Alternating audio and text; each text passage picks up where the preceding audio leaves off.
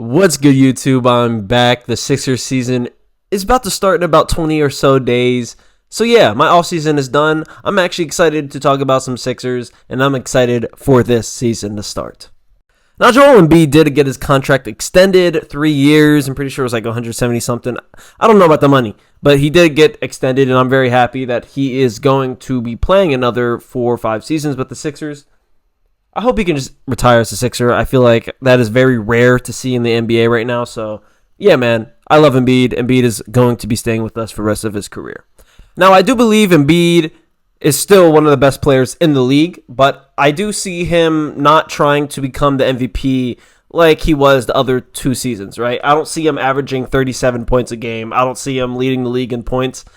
Well, what I do see from him, if you guys saw the Olympics, he was a team player, right? He would play defense. He would get rebounds, play around the offense, off-ball screens for Curry, right? He's going to be doing that for Tyrese Maxiell. And also we have Paul George, who can create his shot off the dribble and is also very good on the catch. So I see Embiid being more of a floor spacer, more of a Jokic type of player. And I talked about that last season, right? He's going to be passing more. I think he's going to try to average 10 assists a game. I know that sounds crazy, but I really believe Embiid's goal is probably to average around the 8 assists a game.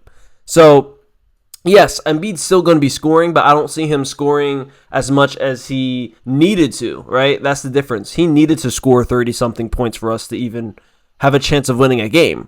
With our new roster, Embiid does not have to drop 35 points a game, right? Embiid can give us a 25-point game, 12 rebounds, 2 blocks, 7 assists, and that's an MVP caliber game still, in my eyes. So, yeah, I'm very excited for the Embiid we're going to get next season. And also, him not scoring 35, him not having to score 35 points a game is also going to cause a little bit of relief, right? I mean, he's not going to be stressing every game, busting his butt trying to score. He has 2 other guys on the court that can score really well and are elite scorers. Now I want to talk about Tyrese Maxiell. Us Sixers fans have watched Tyrese Maxiell develop into an all-star, right? He was a rookie, then he became an all-star, and now he's a superstar, right? He's on that edge of becoming a superstar. He just got the bag. He just got a great contract, and now he's locked in. He's locked in for the Sixers, and I really believe he's going to take that next step. I say this every season. He gets better every single season, and when you look at the career trajectory, his career is very similar to Kobe Bryant. And again, I am not talking about their mentalities, even though I believe Tyrese Maxiell is a very hard worker in the gym. I like Tyrese Maxiell's mentality. He's not a killer, but I'm a killer with kindness in my game, right? But just the way the careers went, right? Like Kobe came off the bench his first season, averaged 7, then it was 15, then it was 24, then it went to 30. Like, it's a progression, right? Tyrese Maxiell didn't come into the league dominating like LeBron, right? Dominating like Shaq or all these other guys. But I still believe Maxiell can become one of the best players, one of the best guards in our league. And he's already becoming that. He's already a top 3 shooter in our league. He's already the fastest guard in our league, right? He's getting bigger every season. If you guys see the offseason pictures of Tyrese Maxiell, this guy's looking yoked. This guy is looking jacked. So yeah, I believe Tyrese Maxiell will take another leap, another step in becoming a better player, because there's still, I'm not going to say holes, but there's still a little bit of weaknesses he has, right? He can become a better passer. He can become a better defender. He can get bigger, and he's already gotten bigger through this offseason. And honestly, every offseason, Maxey comes into the next season looking bigger. So, like I said, this guy has the work ethic. We will see the hard work that he's done. We will see the differences between this year and last year. I'm very excited to see Maxey. I think Maxey's really going to surprise a lot of people next year. Maybe some people are even saying MVP candidate. I don't know about that, but I will be really happy if that happens. So, yeah. But I'm going to talk about some Paul George. Now, Paul George is our X factor like Tobias was, but we have a bigger upgrade, a huge upgrade. I'm going to be honest. I wasn't a huge Paul George fan. I was never a Clippers fan. I was never a Pacers fan or even a Thunder fan. So there's not much.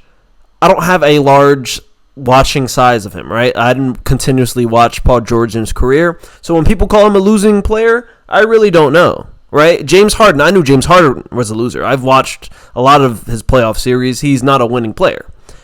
Paul George, on the other hand, right? He has the size. He's 6'8", 6'9". He can play defense. all NBA caliber defender, right? He's also a great shooter, one of the best Last year, he was the best catch and shoot 3-point shooter in the league. So that is saying he's a very good shooter as well. He can ball handle. He's really good at every single thing, right? Basically, remember Tobias? Paul George is better at every single thing at basketball. Every single thing. Like, I'm literally everything. Paul George is just a better version of Tobias at every single thing. So, honestly, if that way really helps me think of Paul George. But I'm very excited, man. Like, our offense is really going to, I feel like, be dominant, right? You also have a Caleb Martin, a guy who carried the Heat to the finals that one year in the playoffs where this guy was dominating against the Celtics.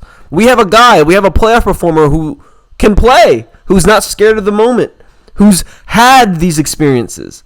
With Embiid, a guy who's had a lot of experience in the playoffs, obviously not great experiences, but he still has experience. Tyrese Maxiell has a couple years in. Paul George, a lot of experience, going toe-to-toe against LeBron. So, yes, our team is really battle-tested. I really believe that. We also got Andre Drummond, one of the best backup bigs. One of the best backup bigs Embiid had in his career, and he only had him for half a season. Now we're going to have him for a full season, and we're going to see the effects. I'm telling you. It's gonna be very easy to spot out. Andre Drummond is honestly a better rebounder than Embiid. So we don't have to worry about when Embiid's off the court, who's going to rebound? Drummond. And we also signed Yabusele, a guy that I'm very intrigued by, a guy who dunked on LeBron James in the Olympics, was France's honestly best player, all-around player in the Olympics. I'm very excited to see how he plays.